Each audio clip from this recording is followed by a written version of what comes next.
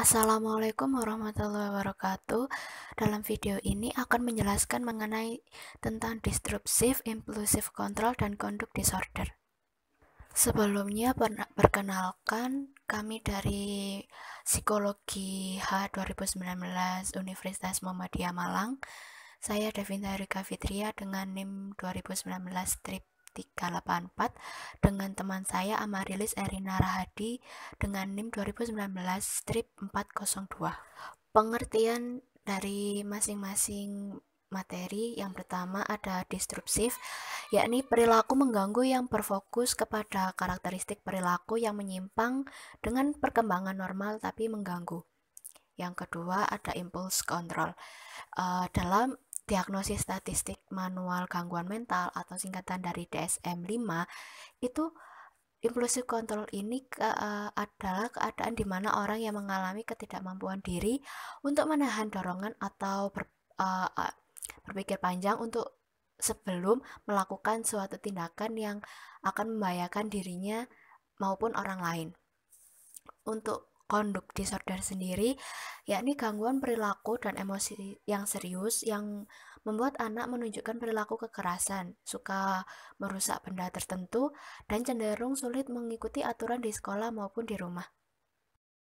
Kemudian pada jenis-jenis gangguan, dalam disruptif terdapat 3 jenisnya, yakni yang pertama perilaku yang mengganggu terkait dengan ajaran dan tindakan. Yang kedua adalah perilaku yang mengganggu hak-hak siswa dalam belajar. Yang ketiga adalah perilaku yang secara psikologis maupun fisik tidak aman. Kemudian jenis-jenis gangguan pada impulse control itu cukup banyak. Ada compulsive buying disorder, pathological gambling, hypersexuality, compulsive eating, kleptomania, pyromania, trichotillomania, atau kompulsif menarik rambut.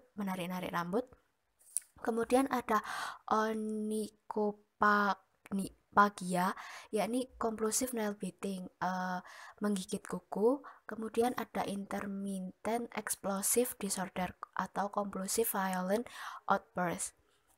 Kemudian pada jenis-jenis gangguan dalam conduct disorder terdapat 3 jenis, yakni conduct disorder yang dibatasi dalam konteks keluarga yang tidak terisolasi dan conduct disorder yang terisolasi.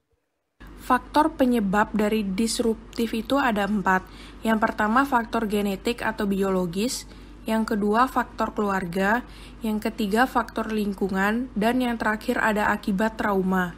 Selanjutnya ada impulse control.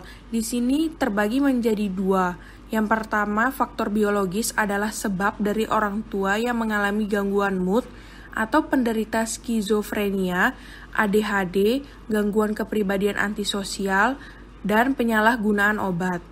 Yang kedua, faktor lingkungan meliputi SES atau status sosial ekonomi keluarga rendah, kurangnya struktur ketika di rumah maupun di sekolah, lingkungan yang kasar, dan berada dalam lingkungan pertemanan yang melakukan aktivitas menyimpang dan ilegal.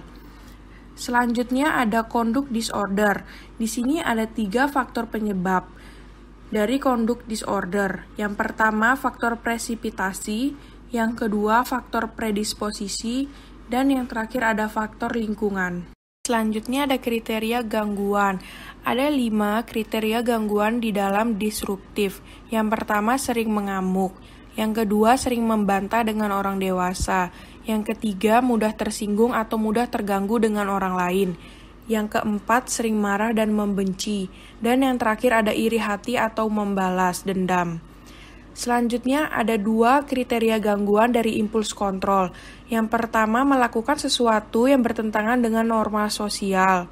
Dan yang kedua merasa sering kehilangan ketenangan sehingga muncul ledakan di dalam diri.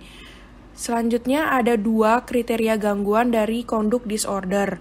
Yang pertama melawan aturan, tidak sopan terhadap guru, dan mempermainkan temannya sendiri. Dan yang kedua, suka melakukan intimidasi pada orang lain, suka berkelahi, melakukan kekerasan seksual, dan merusak barang milik sendiri dan orang lain. Dampak gangguan dari disruptif dan impuls kontrol itu menyebabkan berperilaku kasar kepada orang lain atau benda-benda di sekitar. Dan dampak gangguan dari conduct disorder itu ada dua. Yang pertama ada externalizing behavior, memiliki dampak langsung atau tidak langsung terhadap orang lain, contohnya perilaku agresif. Dan yang kedua, internalizing behavior, mempengaruhi siswa dengan berbagai macam gangguan, seperti kecemasan dan depresi. Cara pencegahan di dalam disruptif. Pelatihan perilaku orang tua berdasarkan asumsi bahwa perilaku anak normal, menyimpang atau mengalami keterlambatan terkait dengan perilaku orang tua terhadap anak. Program pelatihan perilaku yang difokuskan pada peningkatan kualitas interaksi orang tua dan anak adalah pendekatan yang paling umum dan untuk menangani disruptive behavior pada anak-anak. Selanjutnya ada cara pencegahan dari impuls kontrol, yaitu dengan memberikan obat dan dapat dilakukan dengan psikoterapi berupa dialectical behavior therapy atau DBT dan terapi perilaku kognitif. Melalui metode tersebut, pasien akan dibimbing dan dilatih untuk mengurangi perilaku impulsif dan mengubah pola pikir pasien tersebut. Dan yang terakhir ada cara pencegahan conduct disorder dengan preventif edukatif, yaitu memberikan edukasi penyuluhan pada anak-anak secara berkesinambungan, baik di rumah maupun di sekolah komunitas anak-anak. Pola intervensi yang dipilih sangat tergantung dari proses asesmen yang telah dilakukan oleh para psikolog. Keterlibatan keluarga dalam proses intervensi sangatlah dominan. Berikut referensi yang kami ambil. Kurang lebihnya kami mohon maaf. Wassalamualaikum warahmatullahi wabarakatuh.